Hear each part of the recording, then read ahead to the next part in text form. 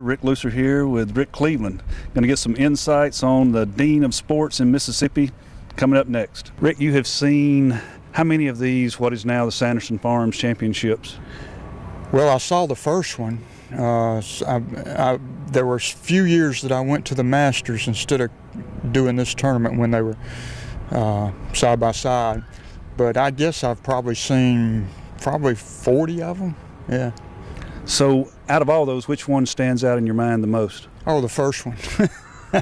Why so? Well, I caddied in it. Number one, I would have been a 15-year-old. I was working part-time at the Hattiesburg American, and I actually covered it, but I also caddied in it, if you can imagine that. I made a lot more money caddying than I made writing it for the Clarion Ledger. I mean, for the Hattiesburg American. And there have been many years when this weather was something we could only dream about. I mean, I've covered this thing during 100-year floods, after 100-year hurricanes. You know, we've had everything. We had a tornado one year out at Annandale where I thought we were going to die. Seriously. You throw it out there. Best shot, best round, best player? Best shot's easy. I was walking up to number 5 at the Hattiesburg Country Club. It's the hardest hole on the golf course, one of the hardest holes in the world. And I approached the green. I saw a ball come out of the left rough from at least 200 yards away. It bounced 2 times, rolled about 3 feet, and went in the hole. And I waited to see who hit it, and up bounced this young, short guy with a mustache, and he was looking all around for his ball, and I said, "Look in the hole." And it was Tom Watson. Wow. Tom Watson. My favorite sports event in Mississippi every year is the Class 1A state championship game. It's when the teams like Mount Olive play Mize, and you know, I mean, I like to cover the small town stuff more than I do. I covered 30 Super Bowls, but I swear I enjoy the 1A state championship game more. So tell me this: what is the what's the best column, or the column you're most proud of ever writing? Oh, wow.